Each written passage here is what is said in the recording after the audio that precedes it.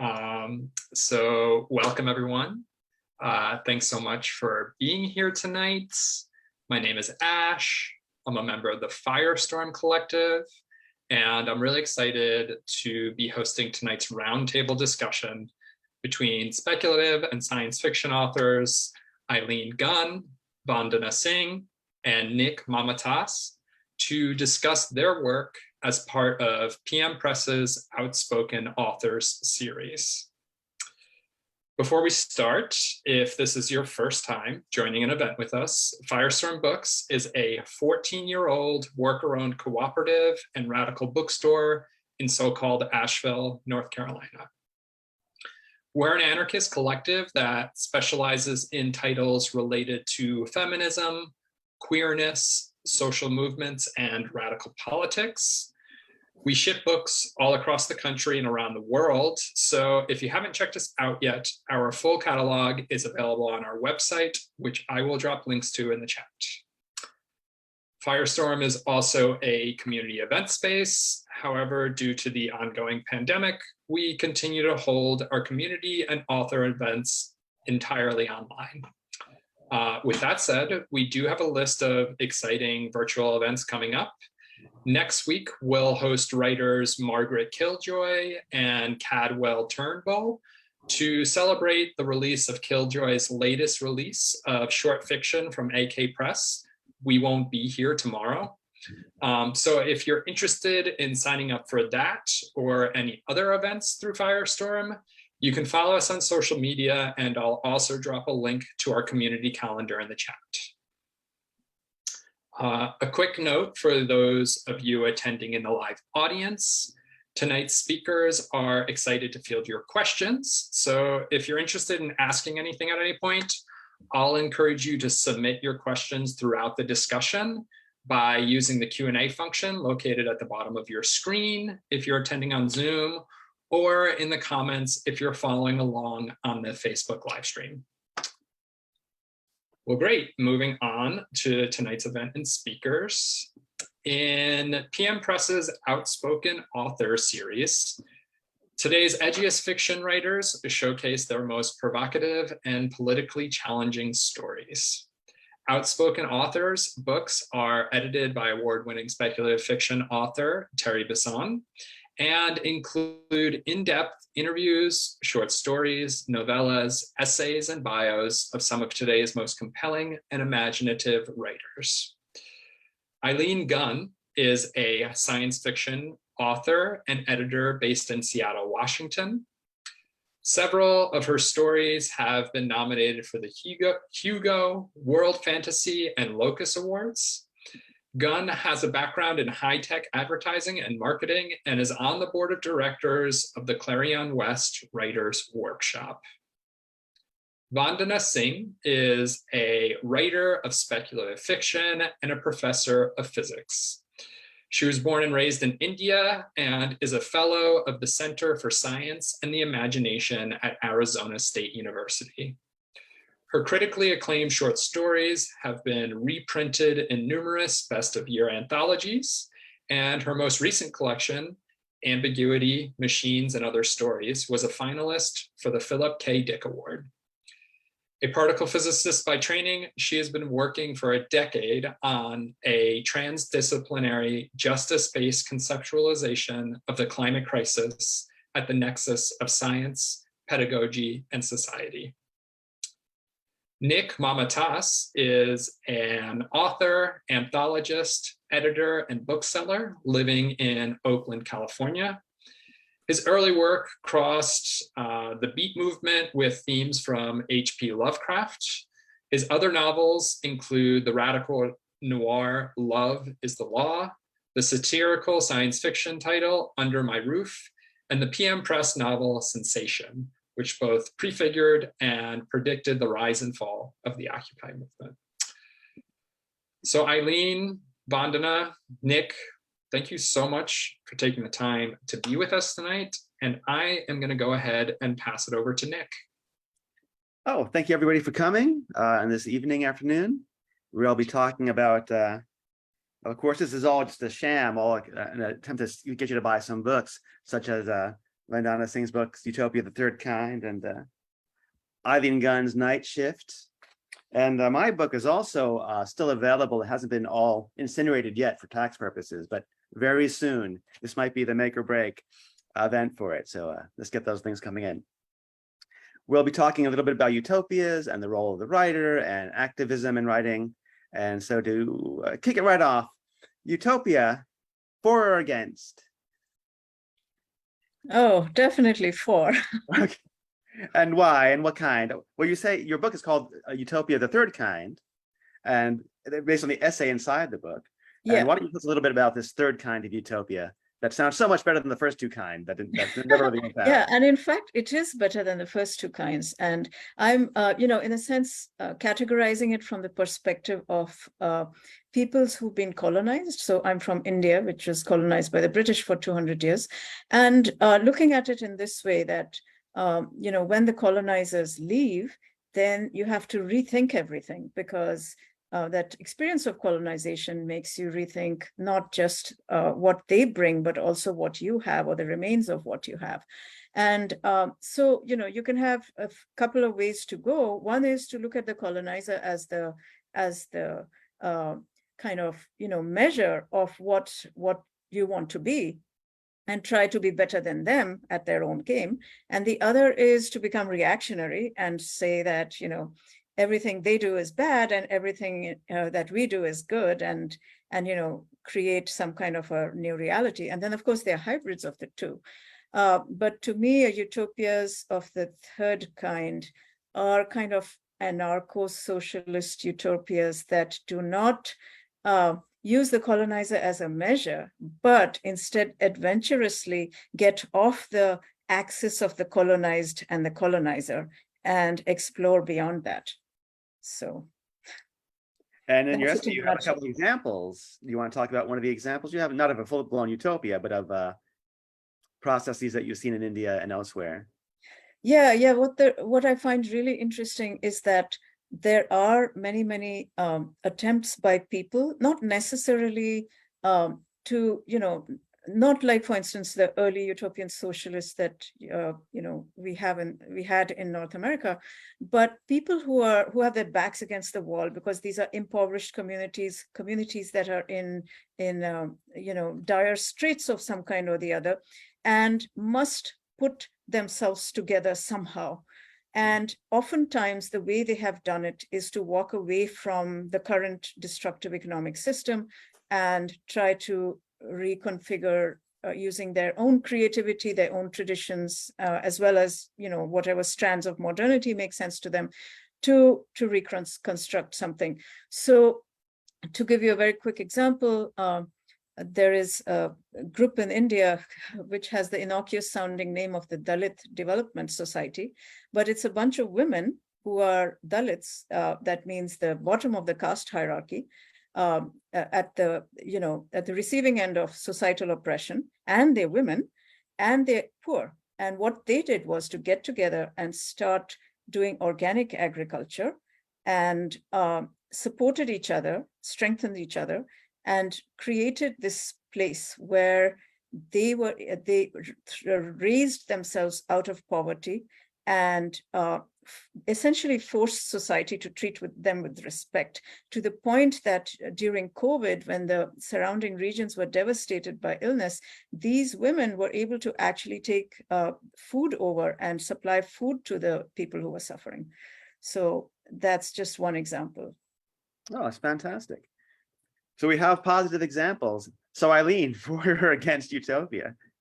I'm not for or against it at all. I don't see things in that. I think anyone who has aspirations of living better and making community life better, if that's a utopian, I'm all for it.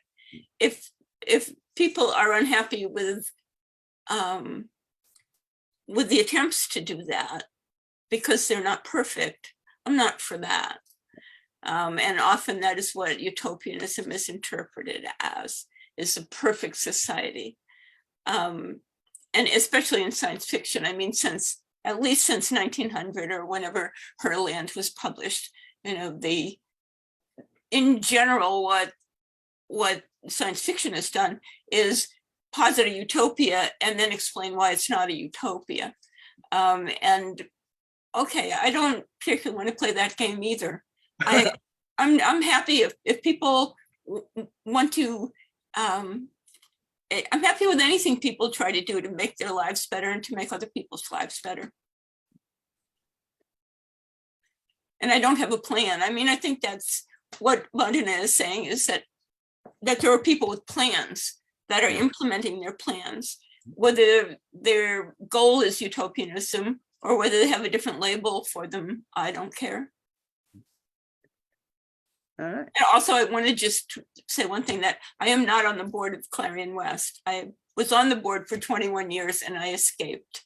So Was that because of it was a utopia gone wrong and you had to escape? no, it was a utopia gone right. Oh, I okay. finally figured that, you know, they can get along without me. That leads me to my follow-up. Science fiction, especially organized science fiction, by which we mean science fiction fandom, the network of communities and conventions and whatnot, is one of the centers of your book, Night Shift, and that you have many remembrances and discussions of writers such as Carol Emshwiller, the editor Gardner Dozois, Joanna Russ. So do you see a utopian impulse inside science fiction as a community, as opposed to as a literature? As a community. Yeah. Well, yeah. I mean, I mean, I'm sorry. Were you asking Vandana? No, it's asking you. Okay. I'm Okay. trying to mention your books over and Putting over. me on the spot. Where did the book come from? I think, I mean, Clarion West is an attempt at a utopia, and they're continuing. I mean, I'm not on the board anymore, but I've been deeply involved with them, and I've taught there twice since I left the board. I didn't feel that it was right to be on the board and teach. It just, and I didn't like that. And it turns out that the IRS doesn't like it either, so that's fine. But I think they are in some way, it's communal decision making. It's not completely non-hierarchical, but the decisions are made with a consensus sort of approach, and they're working constantly to make things better, to make things. I mean, the workshops, the Clarion workshops, are notoriously boot camps. And I went to Clarion more years ago than I care to mention. And yeah, it was a boot camp and it was stressful. But I came out of it with a completely new life, with a new set of friends and a new approach to writing. And it changed my life. Yeah. So in that sense, it's potentially utopian. It also can wreck people's lives. I mean, to be frank, not now, I don't think. I think they've changed how they do things enough so that if people are really struggling, they can help them not be struggling anymore. But it is in some ways a utopian, maybe motivated by a thought of utopianism rather than being actually utopian. So for those who don't know, Clarion West is a 6-week-long writing workshop. And they also have, they're trying to expand beyond that, because really that's a hierarchical thing. Only 18 people can get into it. And yeah, a few bucks as well. And yeah. And it costs money. Well, at this point, no one who can't afford it has to pay anything. There are enough scholarships. This has been like a 20-year project to have enough money that people don't have to pay the increasingly exorbitant prices that they have to charge. Yeah. The main problem is a 6-week live-in workshop for 18 people. That's a huge. Yeah, 6 weeks is a huge hunk of time. Yeah. Yeah, that's why I never made it to Clarion. Yeah. Oh, I spent all of my remaining money. I'd taken time off to write. I was an advertising writer, and I'd taken time off to write and just spent all my remaining money to go to Clarion, and lived on my credit cards for a while after that. That's not financial advice, by the way, people in the chat. That's just something that somebody did. So Vandana, you didn't go to Clarion, but you are a physicist, and that's one of the ways that someone becomes a science fiction writer. They become a scientist. Mhm. and then they start writing science fiction. But it certainly seems, from my reading over the course of the however many decades I've been reading science fiction, that so-called hard SF, that is SF that is really focused on physics or engineering at least, tends to be individualistic and libertarian, perhaps even reactionary. And as someone who's a scientist and not any of those things, how do you use physics to approach the idea of science fiction? And how does that lead to, if it in any way, toward a notion of utopianism? Because I guess one thing that's we're talking about with utopia is that they tend to be static. What a utopian story often involves some sort of stasis, then some sort of disruption that increases entropy and ruins the utopia or shows the utopia as false. So is there anything in there that you look at as a narrative, dramatically, as a scientist, that prescribes the limits of utopia inside science fiction as a physicist? Well, that's really interesting. Well, firstly, with regard to how physics informs at least my science fiction, it's an integral part of it. And it's not just that physics informs science fiction, but when I'm thinking story, I'm trying to think about the universe and how it behaves in different ways. So the two kind of feed off each other. In terms of utopia, well, one thing the universe teaches us is that there is always change, and equilibrium is always temporary, and so for me, the way I look at utopia is not my definition of it is not the static kind that was the classic definition, but more like utopia is a kind of a desire, but it's also acting on that desire to make things better, as Eileen was saying. And so in a sense, you can think of it as a direction rather than a destination, or a journey rather than a destination. And actually, that's what I find really interesting in science as well, is process, because trying to figure out, what the universe means by having some phenomenon out there, the process itself, the process of discovery is what is so incredible and makes the result, if you find it, worthwhile. So in terms of, I think that I don't see science and utopia necessarily at loggerheads. If you think about utopia in this more slippery sense as something that is always organic and adjusting to change and kind of dancing with the change instead of just sitting in place. And I think it's ever more relevant now that everything is changing. The establishment of ideas and processes and all of that is falling around us in the world today. So I don't know if that answers your question particularly well, but that's what I have at the moment. I think it answered it very well, and I'm sure, and I can tell since there's nothing going on in the chat, that everyone is stunned by how amazing your answer was. So please feel free to chat and put in your questions and chatters, so we can go back to that later. Don't feel free to try to find yourself and tell us something about what you think about what we're talking about. If you are pro or against utopia, let us know. But I guess one thing that's come up, as if from a devious plan in my questions, is the idea of making things better, of being an activist. And there's often a tension, not always, but often a tension between activism and writing too, because where do you write? In your house by yourself. How do you, where are you activist? Well, when you're outside your house or as part of some social network online. And then of course, there's always the question of, when I write fiction or science fiction, am I just entertaining people? Or can I do something? Should I be didactic? Should I not be didactic? So I'm going to ask the two of you now, how do you see your activism, to the extent that you're an activist and you're writing, as cooperative or as contradictions? How about you, Eileen? Put your microphone on, Eileen. Whoop. There you go. Huh.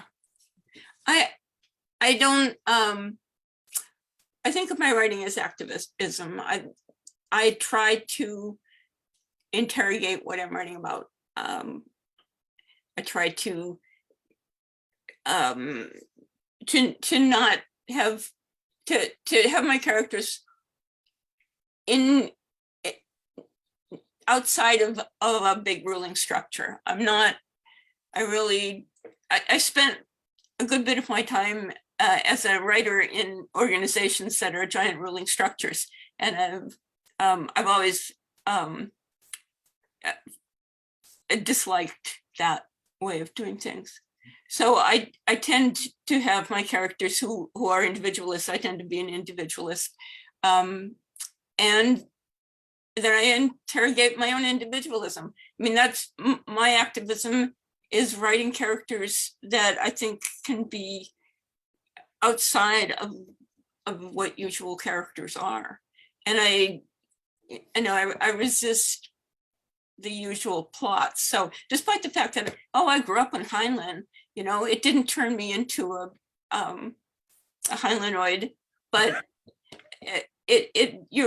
you're right that was the balance of science fiction in the 50s, the 40s, 50s, even into the 60s. And as science fiction moved away from that, or at least as my interest in science fiction moved to people that were writing different kinds of materials, Delaney, for instance, Joanna Russ, people who are, I think that they are extremely activist writers. And I try to model my writing, not so much on their writing, but on their approach to asking themselves what the hell they're doing while they're doing it. I don't know if that has anything to do with your question. It has everything to do with my question. It's fantastic. Okay. And in fact, it's interesting because when I entered science fiction fandom, I was very surprised. I had thought when I read Heinlein as a kid that he was kidding, that he was doing thought experiments. And that he can't possibly think that's true. Then I met people like, of course, I'm a Heinleinian hero. Of course, I'm a libertarian, polyamorous engineer, and I live in a weird sex commune, and I'm totally into this kind of stuff. And it's like, oh my God, you took it seriously. I thought it was the kind of thing where you read and go, oh, wow, what a weird thing that should never, ever happen. And yet people really dove into it. And that's always been incredibly surprising to me. But of course, at the same time, as you said, you grew up on it, but you didn't become a Heinleinoid. And I think other people like Margaret Killjoy, who is going to have an event here soon, grew up reading tons of Heinlein, and that informed her politics, but not in that way. So it's interesting how somebody can be an activist writer and create some sort of didacticism or some kind of overarching activist theme, but then be counter-read and read so incredibly well. So that brings up to my question to Vandana. How about you? Are you an activist writer, and are you concerned about when someone reads, can they counter-read or misread in a way? Or is that kind of ambiguity what you aim for in your creative work? Well, I think that broad question of whether, being activist, being didactic goes against art is a really interesting one. Yeah, because in one sense, I think it does, and I think Ursula Le Guin has talked about this as well, that, some of her more didactic work she feels are not as successful as art. And I'm kind of torn about that, because I used to earlier really feel like, okay, art is what, the story has to decide what's going to happen in the story. And of course, it's going to be informed by my own concerns and so on, but, filtered through all these various characters and so on and so forth. And I think seeing the state of the world today, I feel like maybe there's room for, and by the way, that doesn't mean what I said before, like that the kind of, that art can't be a force for change, because we know it can. Its ways are very indirect. We don't know, there's no kind of point A to point B, like causal connection, but we know that art of certain kinds can change the world. But what I guess I'm trying to get at is that can something that's more direct, more didactic, that is, can that also be art, along with perhaps directly changing hearts and minds and societies? And I'm struggling with that a little bit now. In fact, most recently, I've written a small piece that is the closest to allegory that I've ever got to. And I'm so uncertain about it that I'm not sure I'm ever going to let it see the light of day. But we'll see. But in terms of activism, I mean, that's been a part of my life in a sense, because through other groups I'm in touch with, and through friends, I'm in touch with people who are struggling on the ground to make their lives better, to actually have a life, to be alive in the world, and to have some degree of well-being. So that's something I've always been sensitive to. And I feel a bit, I don't think I can call myself an activist, because I'm not fully, I only know this through other people, not directly. So, but those experiences do inform how I think, how I feel in my academics and my fiction. So, but to return to your question, I think it's a really interesting one, and it's something that I've been struggling with lately. So it's great to think about. Yeah. Well, I think you should publish it anyway, even if you have doubts, because people can counter-read anything. So even if you see something, maybe somebody else will see something else and it won't even matter. Okay, I'll take that under advisement. But of course, we actually have books you've actually published that you people can actually read, such as Utopia, the Third Kind. So for those who don't know, because there's a lot of these books, I think this is the 28th volume. And these include nonfiction essays. There's an interview between Terry Bisson and the person whose face is on the cover. And for commercial purposes, the next questions will be about your books. So Eileen, Night Shift, short stories. What's going on with this short story? Speaking of utopian project, with what that is the short story today in the 21st century? Why write short fiction in the 21st century? I'm working on a novel.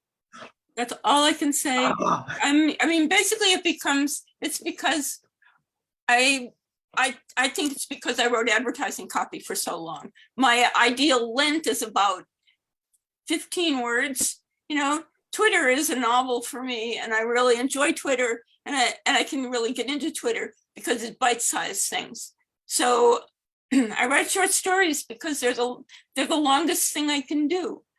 And I'm thinking of the novel in terms of it being about 4,000 Twitter posts. And so far that's working out okay. Yeah, short stories seem like a total dead end. In fact, when I decided I was raised to be a writer. My parents raised me to be a writer. My parents were both artists. My grandfather he wrote casual poetry. He wrote poetry for people's birthdays and stuff. And he always wanted to be a writer, but he sold mining equipment. So he really wrote a lot of occasional poems. He was a writer, but I was sort of raised to be the replacement writer, the writer that my grandfather had wanted to be. So I didn't have a choice. I was going to be a writer. And I kind of fell into advertising because I needed a job. My dad worked in advertising, and I worked for him. I'd done, filing and stuff for him. So I went around ad agencies and I got a job. And I lucked into a job with this really great ad agency. So I didn't become bitter and stomp out. Well, I did a couple of times, but I didn't stay. It's always, I could always go back there and make money if I was broke. So I'd work for a couple of years, and then I would try to write fiction for a couple of years, and I'd work for a couple of years. And I had no way to be longer than short stories. That was about as much as I could vomit out in terms of work. And it's a struggle for me. But what my dad said when I was telling him, that I was going to quit my ad job and write short stories, he's like, why don't you go to Hollywood? Why short stories? We found out how much I was making per short story. He was even more baffled by the idea that I would write short stories. And all I can say is it's what I do. People read them, and that's good. I would probably keep writing them even if people didn't read them. Now it's a habit. I'm old enough that it's just a habit. It's what I do. And Vandana, same question. Why short fiction in the 21st century? Like Eileen said, I can't seem to help it.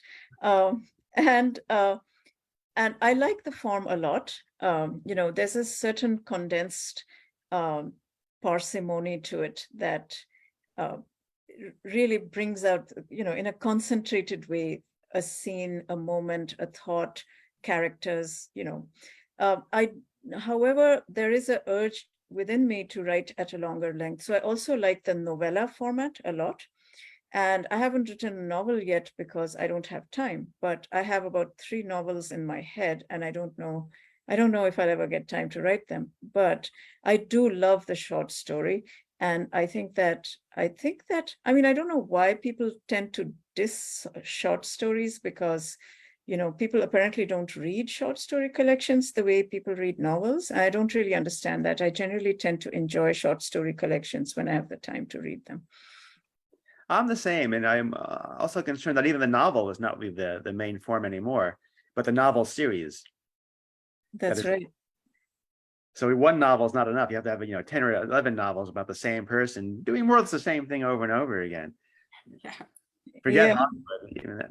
I had been hoping that by talking about short stories, people in the chat would go, "Oh yes, I love a short story. I don't know what you guys are talking about. Short stories rule." Nothing. Pure silence in the chat about short stories. Well, we do have a bunch of exciting questions. So exciting, in fact, that I think we might go to questions a little on the early side, because I can answer them too, so all 3 of us can answer them, and they're so provocative and interesting that we can definitely burn out 90 minutes with these questions. Of course, feel free to add more questions. So I'll read the first question aloud. Eileen described a writer's utopia. Vandana described an agricultural utopia. Do you think moving towards utopia has a greater chance of success if its goals are limited like that, rather than an overall goal of a new society or social structure? We'll start, since Eileen was mentioned first in the question, we'll start with Eileen. What do you think? Yeah, I think that's basically what I was saying, is I don't know that I was, a writer's utopia might be what I'm doing right now, because I lucked out in the writing for giant corporations game. A writer's utopia is you can just sit there and do it. But a writer's utopia to me, that's a personal utopia. And I think the utopian idea is more a group idea. Mm-hmm. If you don't have a group, you don't have a utopia. You just have a happy life. But in terms of Dan's question, limited goals, yeah, you can, that's how you do anything. That's how I'm trying to write the novel. That's how I write short stories. You have limited goals. If you've got a group of people working towards the same goal, that becomes more complicated. And utopianism tends to depress the hierarchical levels. It tends, there aren't, unless you consider communism utopian, and it is, socialist. Socialism is certainly utopian. Communism was seeking a workers' utopia, and so far failed. Yeah. But I don't know, different people have different ways of working. And I would say different groups of people have different ways of working. Some work towards a goal. I can't write a novel towards a single goal. So I've got my novel divided up into goals. But basically I'm a writer and not a social theorist or a utopianist. So my answers are going to tend to be about writing and about what I know. Yeah. You mentioned that people work differently. I noticed your title here is Night Shift. In a utopia, will we all be able to choose our night shift or day shift, or does the night shift mean something to you? Do you write at night? I am very definitely a night person, and I've worked night shifts. I've worked in factories, and it's disruptive. It's disruptive, and to me, it would be disruptive of the time I'd write. Because that's when my mind starts to work best. And I grew up in a family of people who were terrible in the morning and much better at about 11 o'clock at night.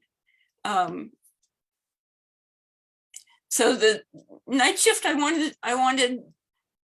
was actually given the assignment to write about asteroid mining. That was it was a project that NASA was involved with, and the Center for Science and Culture at Arizona State University. And they wanted me to write about asteroid mining. And I thought, asteroid mining, there's going to be robots. You didn't have to learn very much about asteroid mining to get beyond the Robert Sheckley's Two Guys in a Spaceship kind of thing. It's going to be robots. It's going to be, nobody's going to be up there mining those asteroids with pickaxes. So the computers are the ones that are going to have all the fun. And I thought, well, who's not having fun? And the people not having fun are the people at the bottom of the chain, not the scientists, not the technicians, not the managers of the corporations that are raking bucks away by doing this, but the people at the bottom of the food chain. And especially like somebody on the night shift, like my protagonist, who's basically working her way through college. And yet she's having a good time. She's got an interesting job, even though it's a low-end badly paid night shift job. She gets to interact with the AIs, and that's, to me, that's what the story is about. It's about taking the ideas like asteroid mining, and plus I was linked to doing this in the 2030 was like the target date for not 2055 or whenever, when asteroid mining may be really rolling, but this is kind of the beginning before they were significantly mining the asteroids. So to me that's one of my more overtly political stories. In the précis to it is my little summary of what it's actually like probably one of the better things that could happen. It's like 4 paragraphs about what 2030 is going to be like, which is basically it's going to rain a lot. A lot of places are going to be flooded. You're going to be miserable. You're going to be broke. But there will still be lots of people raking in bucks by having operations like the one this young woman is working in. Anyway, that is probably my most didactic. Yeah. I try not to be didactic, but my most overtly political story. All righty, and Vandana, sorry. Um, So the original was limited or expansive? Well, I think both, because the two have to be in relationship with each other. There's always this tension between the local, which is where real change happens, and this sort of broad sweep of whatever, whether you're thinking of a region or a nation or whatever.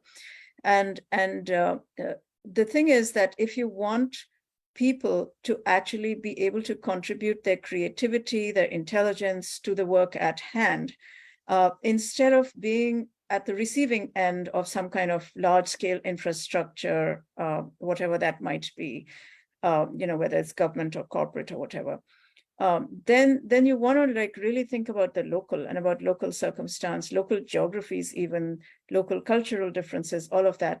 But the way I think about it is that we need to somehow have, connections among all these localized experiments in alternatives. And I sometimes wonder about the Nobel laureate Elinor Ostrom, the economist, her notion of polycentrism as, now I don't know how exactly she interpreted it, but the way I kind of see it in my mind's eye is this network with all these nodes, and each node is very different from the other because it's in different geography and so on and so forth. But each node is a local utopia. And so local utopias that are networked, and I haven't seen that in science fiction, at least, in my limited reading of the genre. So unsurprisingly, some of my work is about that. But I do think we need both. Yeah, I think there's some tension there too. I think that you had mentioned previously the utopian experiments in North America, and they often fell apart by becoming cults. because they involve this a significant amount of separation. That way, Right. you didn't have to deal with the whole world of trying to change capitalism by sealing yourself off and having some product like the Corning plateware was actually a weird religious cult. And great plates, bad cult, bad utopia.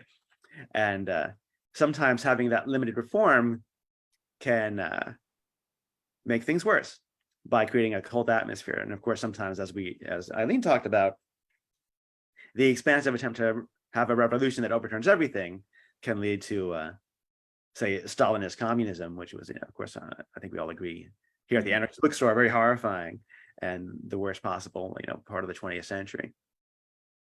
So it's a big challenge.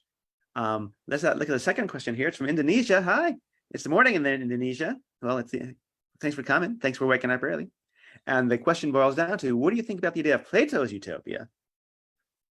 I'll start with that one. It's not very good. That's not a very good utopia, but it's also not necessarily meant to be. I think on one level, at the risk of getting really personal about Plato, which is strange, he was so upset and so infuriated by the politics of the city-states that he tried to come up with something. I think that's often a strong impulse. Like, we can't do anything. Let's let the market do it. Let's let the workers do it. Let's let that. And that kind of totalizing impulse comes from a kind of political defeat. I also think if we had to read Utopia in a way that is of value, one might read it on a very personal level, meaning that as opposed to being about society, it can be about the development of an individual, like almost an occult self-development. And there's some interesting ways to read Utopia that way, where you don't become the philosopher king of anybody but yourself, but by having a focus on what Plato's definitions of forms, you can improve your own existence, or at least improve your own perception of existence. Now, I don't know if anybody else has read Plato's. Just to let you know, in my book, The Planet Breaker's Son, I talk about two things that are Platonic. One is the Planet Breaker's Son's novella is about a future of virtual realities where human beings no longer have bodies that have been uploaded. They can change their environment. And so they're all trying to change their environment to something they like the best. But of course, most people have very bad ideas about everything. And so there's this group of people called planet breakers who basically go around there and arbitrarily decide whether a planet, a virtual environment should live or die. But of course, they're just as bad as everybody else. So chaos ensues. But my other famous bit in this book is an essay I wrote about my lifetime as a term paper artist. I used to write term papers for a living, even worse than writing advertising jingles for a living. So I wrote many, many term papers about Plato's Utopia and Plato's Republic and Symposium and other Platonic stuff. So I happen to have a bunch of ideas about Plato and Utopia. But I don't know whether Eileen and Vandana do, but we'll find out right now. Eileen, what do you think about Plato's Republic? I barely remember Plato's Republic. I flunked philosophy twice. Not the Platonic part of it. It was Kant. I can't Kant. But I did. They made me take it twice because it was a required course, and I flunked it twice. And now you're failing the third time. Now I'm flunking it a third time. But so I had totally. My experience with philosophy has been an unfortunate one, and I haven't been back to Plato since I was in high school. So 10 years. Did you ever read Republic? You didn't know much about Plato? No, I'm actually innocent of Plato's Utopia. So, but I actually find philosophy really interesting, but I just don't have time for it half the time. So, and because I grew up in India, we were studying Indian philosophy and not Greek philosophy. I do know what Platonism is roughly, but that's about the extent to it. So please forgive my ignorance. Oh, that's okay. Your life will not have changed at all if you knew anything about Plato's Republic. But one thing that is of interest is, of course, Plato was very suspicious of poets and of storytelling in general, even though, of course, he engaged in a massive amounts of storytelling, including these long dialogues in which people were sort of jerks and inferior to him, or the words he put in his mouth of his teacher, Socrates. So it was interesting that he also had the same suspicion of fiction versus activism, the real world, or the world that it can be versus our fantasies about it, Mm-hmm. while having to engage in that kind of fantasy making by creating it. So Plato was a mess. I know that's glib for 3,000 years of philosophy, but it's a chat and we have more questions. So the next question is, what happened here? Oh, I see, my friend here is leading the questions. I guess this one might be incomplete. Do you tend to find utopia and dystopia both nourish activism, or which is more of a writing backboard to bounce off of? I guess what inspires our creative writing is utopian impulses or dystopian, or an interest in dystopia. Vandana? Well, for me personally, I mean, I know that the dystopias are proliferating all over science fiction, right? And particularly the young adult, subgenre. Yeah. And, that has a role to play because, dystopias can serve as warnings and, are interesting to be in, if they're well developed and all of that. I just think that it's kind of an impoverishment of the imagination if all we have are dystopias. And personally, I like to think creatively about, okay, let's say we, we really feel present day reality in all its horror. And I think that's really important to do, even when writing utopically, because otherwise it's just, empty escapism. And so if we admit that, then for me, it becomes very, very interesting to think creatively out of the dystopia into something or towards something better. So, I do write some stories that are utterly without any light at all, but there's always a little crack somewhere, where the light comes in, to quote Cohen here. So yeah, for me, definitely I lean more towards, and it's almost like what Gramsci called the optimism of the will, because sometimes things are really horribly dire, and then you just have to take a stand and say that I'm going to not deny reality, but I'm not going to be constrained by it. And Eileen, what inspires or informs your writing more as a? I am attracted to what Vandana just said about not being constrained by reality. That is basically how I write, and I don't write to a goal. I don't. So the question of bouncing off of either utopia or dystopia, if I started thinking about it in those terms, I would probably stop. I would go write another story, because my stories don't start with an idea. They start usually with a voice, a character's voice or the writer's voice, or something saying something that either I disagree with or that I don't understand. And I write the story to figure out what the hell is going on. Most of my stories are not solidly based in reality. And it helps if somebody gives me the idea. If we have an assignment or something. The other story in the book there, the final story about the roller skating taper who becomes a girl detective, is like, that came about because Karen Joy Fowler sent Kelly Link a tweet about a taper who regularly escaped from the San Diego Zoo in the early 40s, and had the whole city looking for her while she was sitting in storm drains, eating leaves and tubers and stuff. And I thought, boy, that's a Kelly Link story. Kelly, you should write that story. Did she become a girl detective? What happened to her? And Kelly's like, I'm working on my novel. Go away. So I eventually had to write it myself. And neither Kelly nor Karen remember any of this. Karen doesn't remember even sending the tweet. But it inspired me to write a story I otherwise would not have written in any way. I would never, and it all came to me. Most of my stories I'm like bludgeoning my way through, but this was a story that just unrolled gracefully. So I'd be much happy if other people give me story ideas and tell me to be activist or dystopian or something like that. I would probably, on the other hand, I don't respond to orders very well. Yeah, I- I'm curious. Oh, go ahead. Oh, actually, I was going to ask you too, Nick, because I'm really interested in how writers, how stories emerge from writers. And with me also, I don't usually have a plan. I have to have, even if I have an idea, that idea will sit around until there's a character and possibly a landscape to go with it. But then sometimes a story will just drop into my head. And then I just have to write it down. I mean, that's pretty rare, but it's happened. And I'm wondering, Nick, how it happens with you, because I find this very interesting.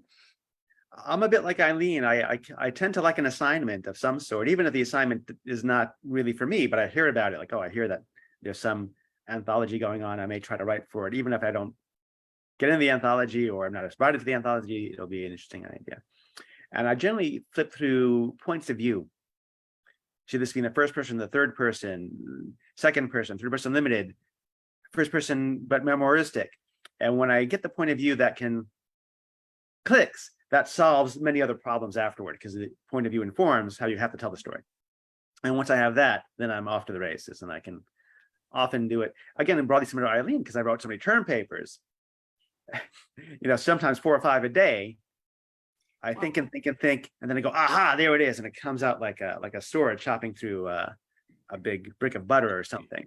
And it's just one shot. What kind of grades did you get, Nick?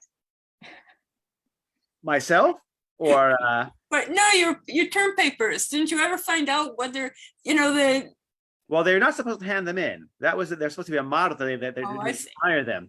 But usually pretty good. Although one time I was asked by a client to write about any book, any novel. So of course I wrote about my own novel. I wrote about my novel, Move Underground, a Lovecraftian beat novel. And the guy complained afterward. The professor said, "What the hell is this?" Then he gave me a B+. He gave you a B+. I know everything about that friggin' novel. I wrote it. And it's just fucking crazy. Oh gosh, that's hysterical. But as far as the question of utopia versus dystopia, on some level, I guess I'm interested in dystopia. But I never go super far in creating dystopias all that much, partially because I've read a lot of dystopian fiction, and some of it doesn't seem too bad. I mean, when I read dystopias from the 60s and 70s, like, oh my God, look at the terrible things that are happening, and then compare it to life today, it's like, oh, that's pretty good. It's not too terrible. I read, I guess, a couple of years ago in FNSF, a story by Harry Turtledove, which was about communism coming to California and all the ruination that creates. And this poor fellow who is assigned to work at a fruit store, and he doesn't put up the right political signs, so he's sent to a warehouse, and he brings in a dolly, and they take it away to make the work harder. But every day he comes home pretty much on time, and he has a stay-at-home spouse who gives him a drink. And he's not thinking about debt or medical problems or his college issues, and the spouse doesn't seem to be working at her job or at a job, but can be a full-time homemaker. So on one level, it's actually better than how many people in LA live right this second, who might have a terrible job and be yelled at by the police, and then come home and not have anybody to give them a drink, because that person who they live with might be a stranger, or might be 4 strangers. So sometimes our dystopian imagination is constrained by our middle-class existences as well.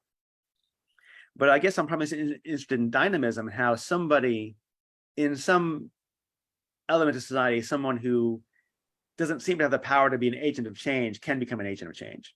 And that tends to lead toward a setting that requires change.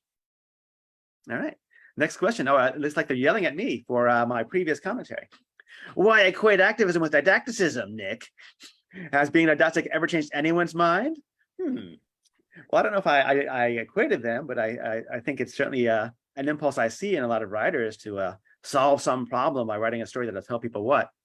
And has didacticism ever changed anyone's mind? I don't know whether it has or not, but we keep trying. He might be talking to me. He's my husband. All right. Well, bring him in here. Let's see him on the camera. He's on his own computer in the other room. Well, you tell us what he's thinking. I think I was doing some kind of activism didacticism thing too at the beginning. So, Now you're in trouble. Go back to your computer. Well, I mean, this is certainly true of nonfiction, though, right? I mean, if you look at all the various political manifestos and all, I mean, they are like didactic, no apologies or anything. Yeah. And they have changed how people think and feel. But, and, you know, I think art or fiction can move in different ways, sometimes unpredictably, and not necessarily, you know, in the short term. So, yeah. So it's like, it's interesting. But activism usually requires taking a stand, and certainly the ambiguity of the world, whether in fiction or in reality, does not mean that you don't take a stand, you know. So, and I think acknowledging that ambiguity is something that's important to do in fiction, but that doesn't mean you don't take a stand either, or your characters don't take a stand. So, yeah. I think I don't think I was equating activism with didacticism. I don't think that if in saying that I think of my writing as being a form of activism, most of it I try to be pretty clandestine about, and not at least that's how I think I'm being clandestine about it. But the kinds of people that object to my work seems to indicate that I'm not as clandestine as I think I am. I can I can tell that there are some people that really, it's not that they don't get it, they just really are revulsed by some of my ideas. Well, there's always going to be people, you know, for any of us who will, you know, no accounting for tastes, I suppose. Yeah. But I do always think that that fiction is kind of a stealth thing, that you can get in there and change how people think without their knowing it. Mm-hmm. I've had, I guess, broadly similar experiences. I've had reviews, certainly. I had a review of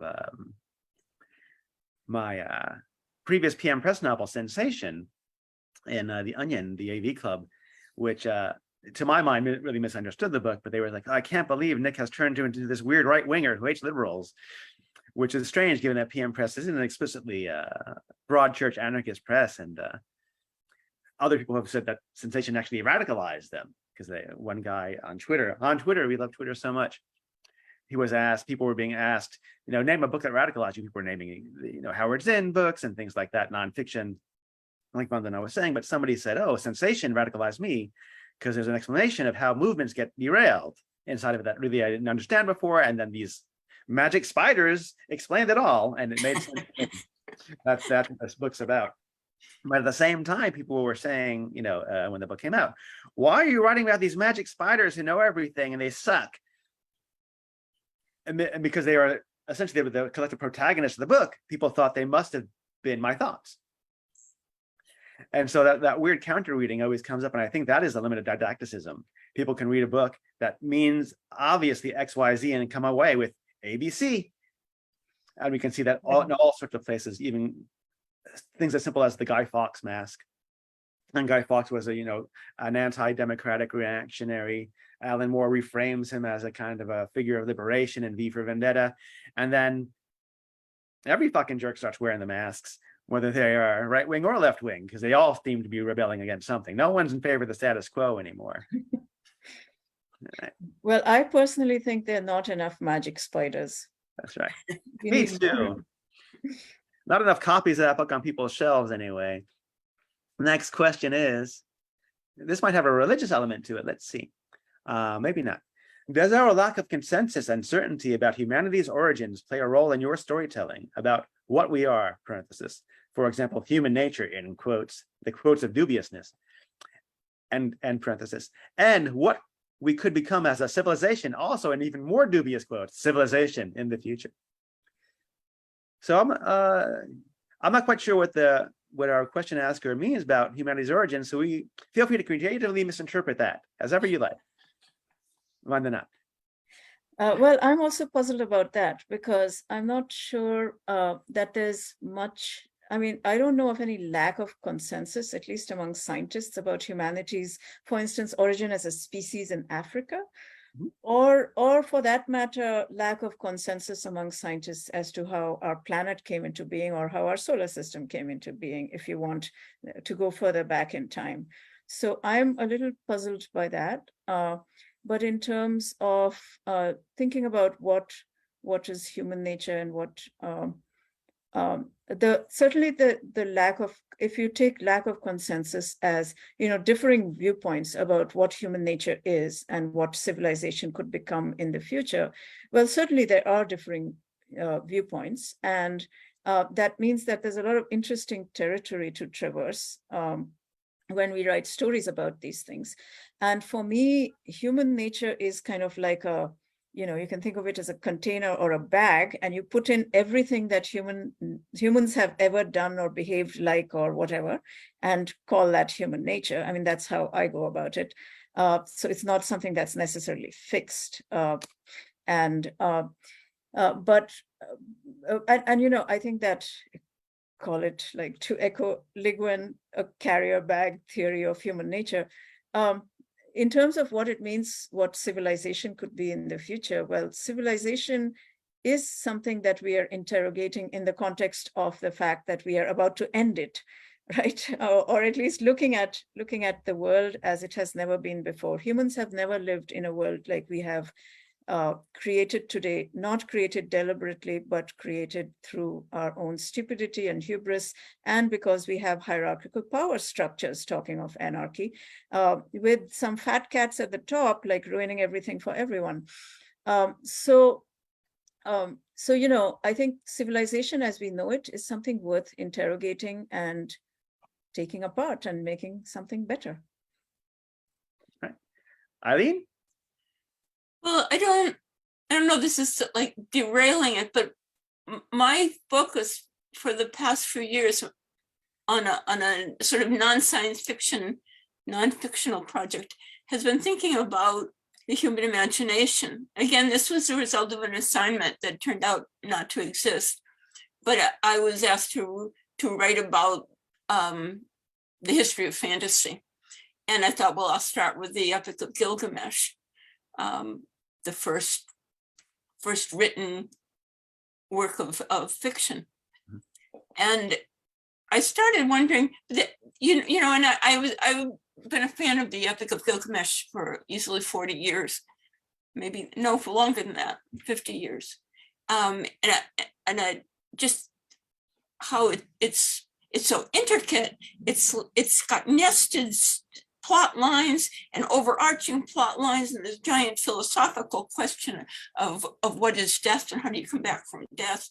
And it's just amazing work. It's not the first of anything. It's the last thing left of 10,000, 20,000 years of human storytelling. And so I started wondering, how do you get at the stories that are not written down? And this led me kind of into what is narrative and what is human narrative, and how far back can you go? If you go through cave paintings, are there fantastical cave paintings? Well, there are cave paintings of people with animal horns and people turning into animals, and they're often referred to as shamans or drug experiences or something like that. But it goes right back to the very earliest cave paintings, which were about 35,000 years old, I think, in Sumatra. And they show stick figures with quirky horns coming out of their heads. So humans have had this imagination, maybe as long as we've been humans. And how long have we been humans? So working back from that, 200,000 years, maybe. Do animals, and then I'm really realizing that's a dead end, thinking, but do animals have fantastic imagination? And so I started exploring the fantasy lives of animals and the narrative lives of animals. And lots of animals can tell a story. They can do a narrative, let's say that, rather than a story, but they can do a narrative. You go down here, you turn left, you go over to this field of flowers over here, and the ones in the back are the best, that kind of thing. Bees tell one another that kind of thing all the time. And what does that mean when you start, who starts making up their own narratives? Definitely apes do, gorillas do, and chimpanzees also. There's a couple of chimpanzees in the wild who were observed, male chimpanzees about 8 years old, which was about adolescent age, having sticks that they treated as if they were babies and carried around and fed and put to bed and stuff like that. So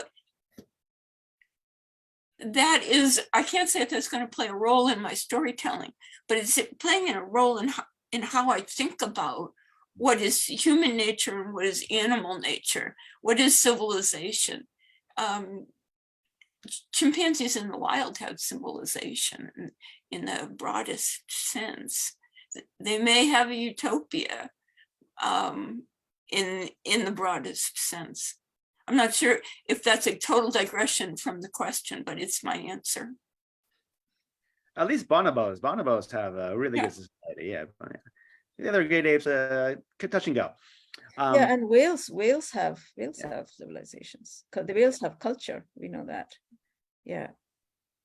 Well, a friend of mine just said his father taught biology. He was a biology professor and specialized. One of his specialties was hermit crabs, and he had a whole class of biology students learning to click like hermit crabs. Hermit crabs can signal danger and the presence of food and the absence of food and stuff like that with their clicks. And they learned that hermit crabs can lie. That's amazing. Yeah. Yeah, I think it's amazing. If you can lie, you can tell a story. That's right. Yeah. Well, my dog was a liar, so. Yeah, dogs are lies. Everybody knows that dogs tell lies. Yeah. I guess my thoughts boil down to how much we know about human nature and how changeable it is. And often it depends on the observer. The human observer of human nature is always a challenging thing.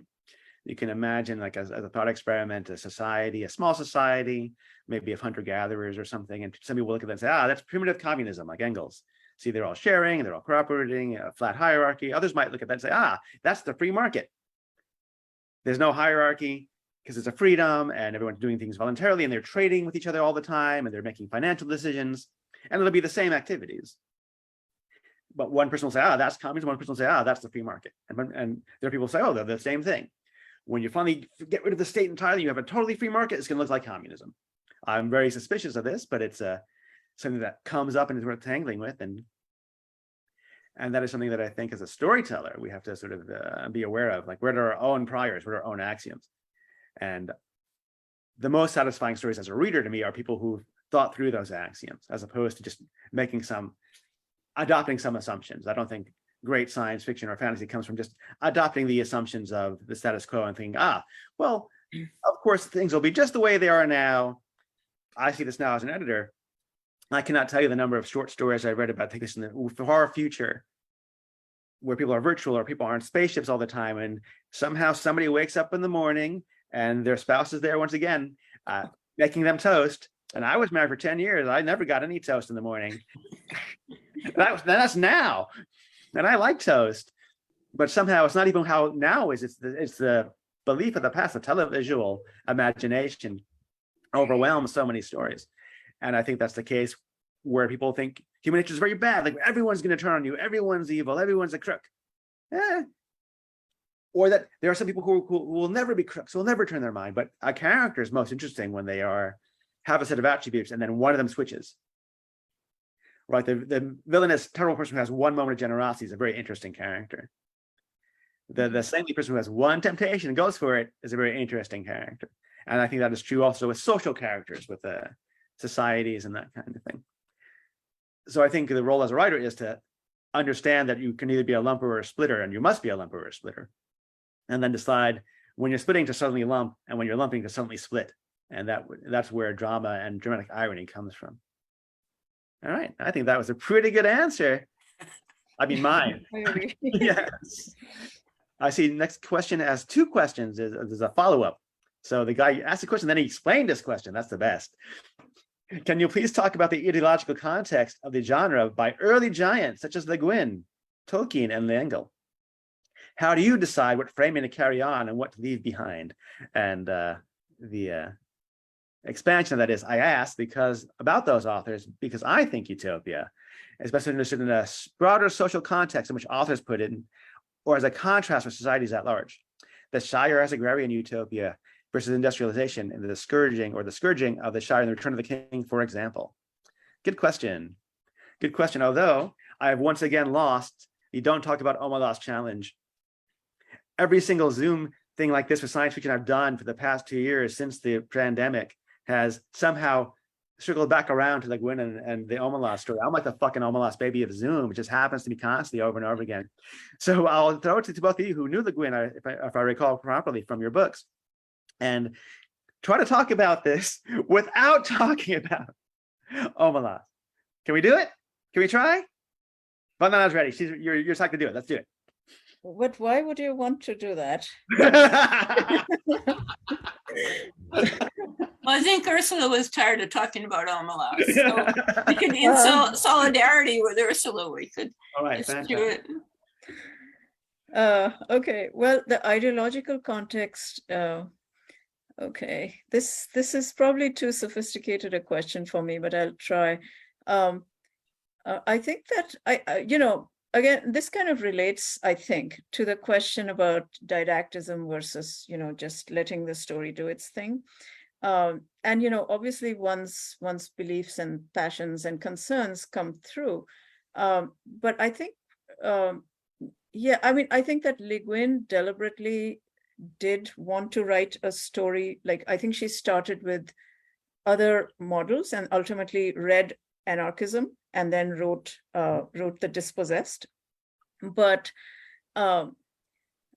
the thing is that this in my opinion, at least, it's not shoving that particular the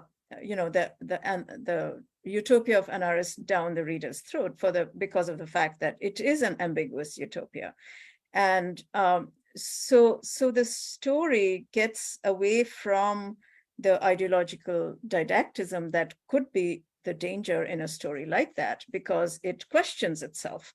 And even though it comes out on the side of, Anaris rather than Uras, but so I think with me, I mean, not that I've written anything monumental, any novel at all or anything like that, but in terms of how I decide,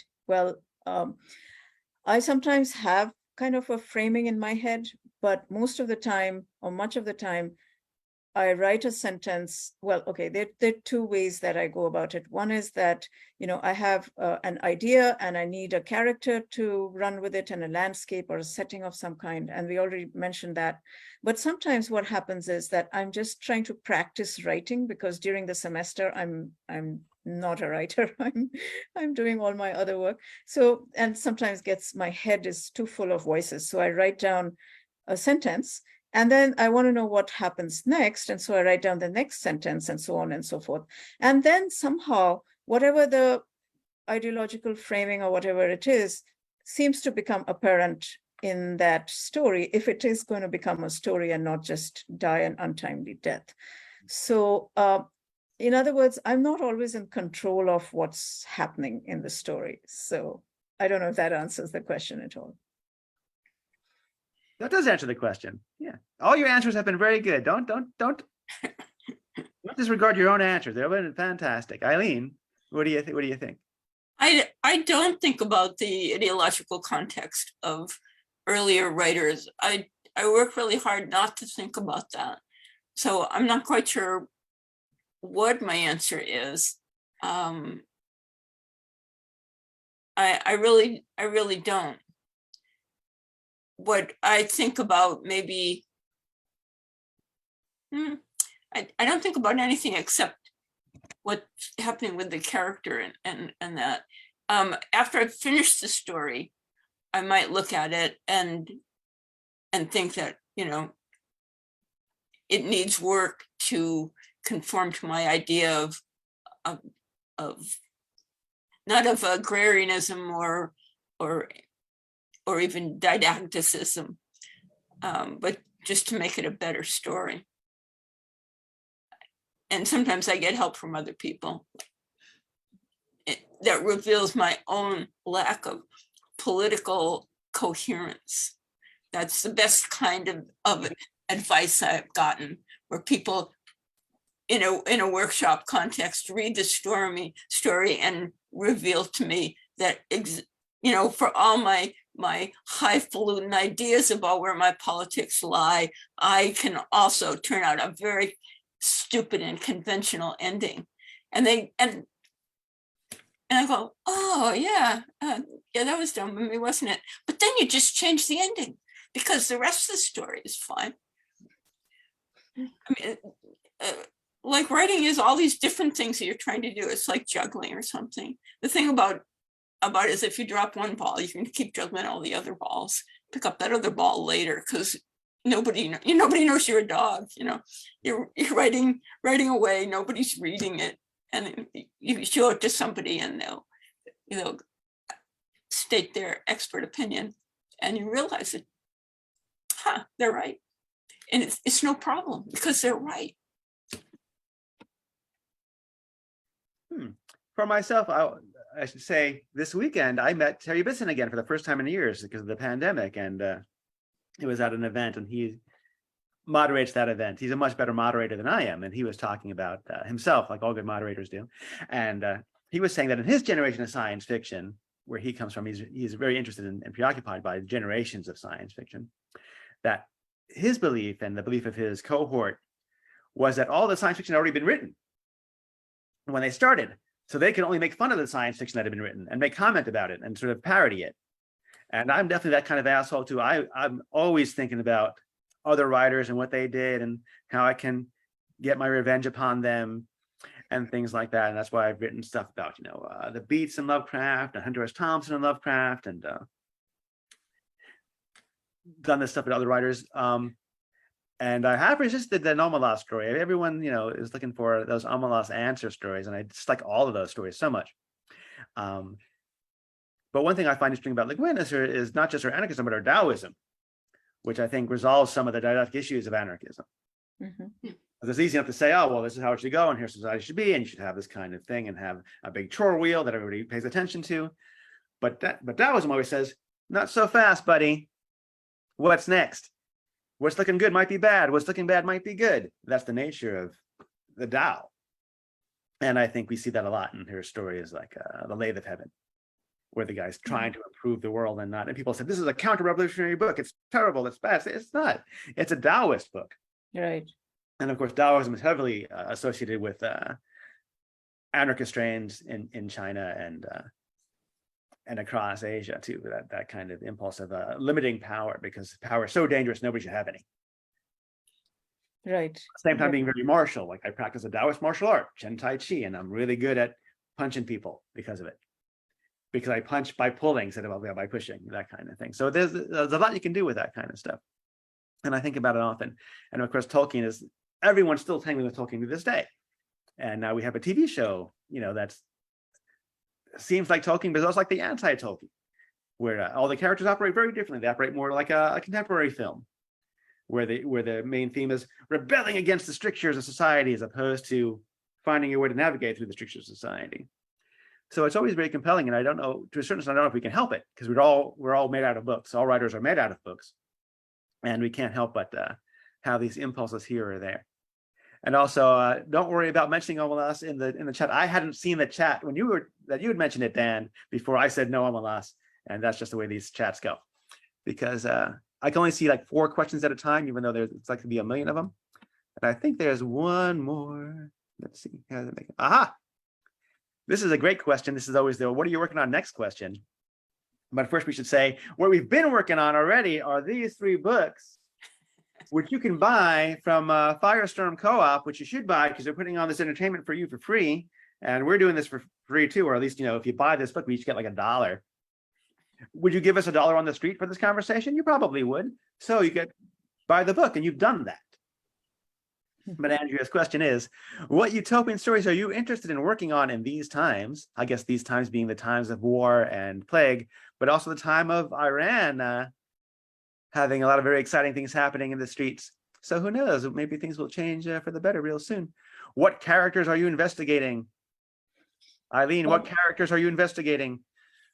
Oh, I'm deeply into the novel, which takes place in the 19th century, involves slavery and children, and so one of the characters is an enslaved child, and that's what I am really interested in, is how do people go through that and come out? How do they stay who they are when they're enslaved, and especially when they're children? When you're a child, you're kind of labile.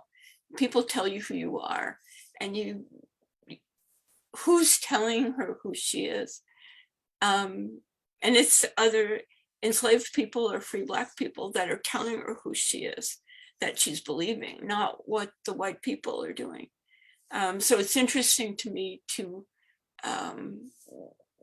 that character is the one I'm investigating, and the novel covers maybe 50 years worth of time. She's one of the two protagonists, so the other one has a different story and is a white child. The Black child at the moment is the one I'm most interested in, because her problems are greater as a child. She has a job to do.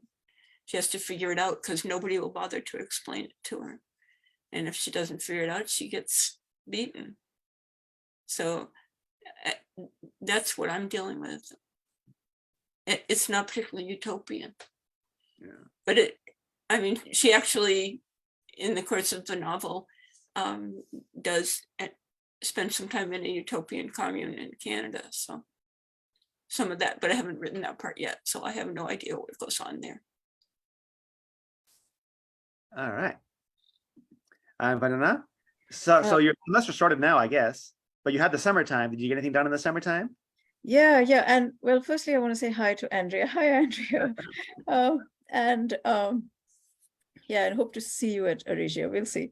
But anyway, that's, what I finished at the end of August, just before my semester started, was a novelette, actually, because I don't write very long, in which, among other things, I was trying to imagine what utopia would look like to a tiger, because I'm trying to also get away from the exclusively human. And that story turned into a fantasy, and I don't usually write fantasy. I usually write science fiction. So it was kind of unexpected, so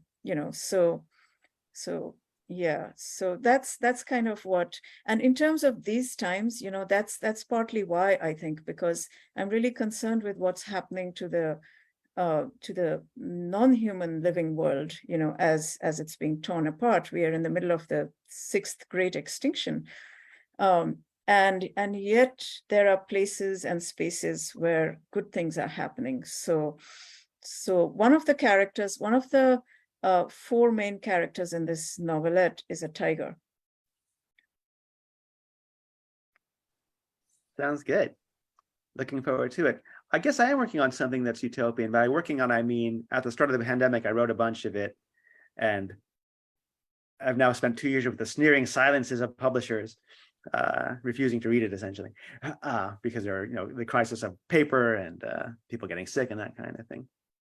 But it is a kind of a version of The Tempest, speaking of, our human nature and previous writers that we parody and whatnot. I guess a post-human Tempest taking place around here in the Bay Area, where the Caliban character is the only human left, the only free-range human left, and everyone else is a post-human, thus the magic of Prospero and Miranda and the nobles, and how his little utopia is shattered when they show up, just like in the play.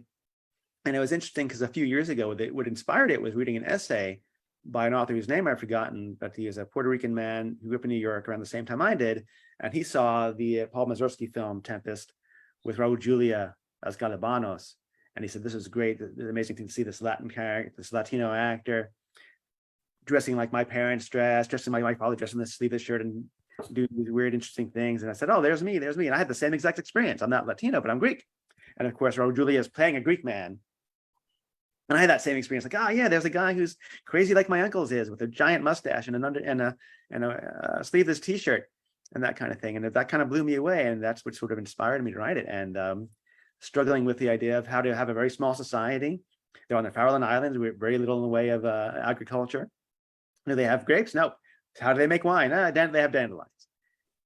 What do they eat? Well, there are a lot of seals around there, a lot of birds, a lot of bird shit. So you can do things like that. And having to work through that small setting with these characters, and also stealing the plot from Shakespeare, which is great because Shakespeare stole all his plots too, but also trying to change it in a way to examine utopia and dystopia, and who gets what, who's the insider and who's the outsider. That's always the other fundamental question of my fiction, is and how the outsider becomes the ultimate insider via their observations. And it's kind of with the characters I'm interested in right now, and the utopias I'm interested in right now. Whether anything will happen with it, who knows? But maybe somebody here at this event might go to a grocery store tomorrow and trip and fall on a grape and break their leg in 4 places and scream, oh my God, it wasn't my fault, someone's got to pay. And you'll get a settlement from the grocery store, and you want to start a small press. I am ready. I'm ready to be your first author if you want to start a small press after your accident settlement comes through. My DMs on Twitter are open. And I think that's about it. That's our time. We're at 5:28. Anybody have any final words? Ash probably has some final words. What's going on? Welcome back, Ash. Sure. Yeah. Wow. Thank you all for this conversation. It has been, we've covered a lot of ground tonight. I think a lot of that is due to folks in the audience who showed up with really great questions. So thank you so much for that. If folks haven't picked up copies of the book yet, I dropped links there in the chat to all the different books from the Outspoken Authors series. I do hope you'll check that out. Like Nick said, it's a great way to support these writers and to support our co-op. So if you haven't checked it out yet, I hope that you will.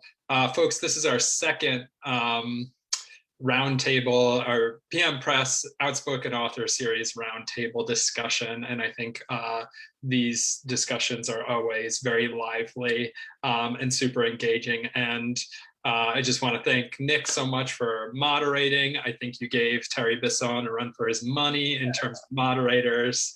And Vandana and Eileen, thank you so much for sharing your thoughts and your insights. I think viewers tonight and in the future will get a lot out of this conversation. So thank you so much for being here tonight. Thank you. Thank you for having us. Thank you. And thank you, Nick. This was really fun. Yeah, and Nick, you were fab. And I loved talking to you, Eileen, and to Nick. And thank you, Firestorm and Ash, for supporting and hosting this. So this will be on YouTube later. If you missed some of it or you missed all of it. That's right. Everybody who registered for this will get a follow-up email with a link to the recording, so you'll be able to check it out again. And before the event started, I was telling the writers that Firestorm just got a new building and a new space. So we'll be moving to that building in spring of 2023, and we'll be returning to in-person events, but we'll still be streaming those events live. So we'll have a hybrid thing going on. But if y'all are ever coming through small town Appalachia, Asheville, we would love to have you in person. And you do mail orders. It's true. It's true. We ship all across the country. So please don't let location stop you from browsing our bookstore and picking up some rad literature. Better give Ash the money than Jeff Bezos. It's much easier and much better for everybody, right? Yeah. Much appreciated. Right. All right, folks. Have a good night. All right. Take care. Good night and good day. Bye. Good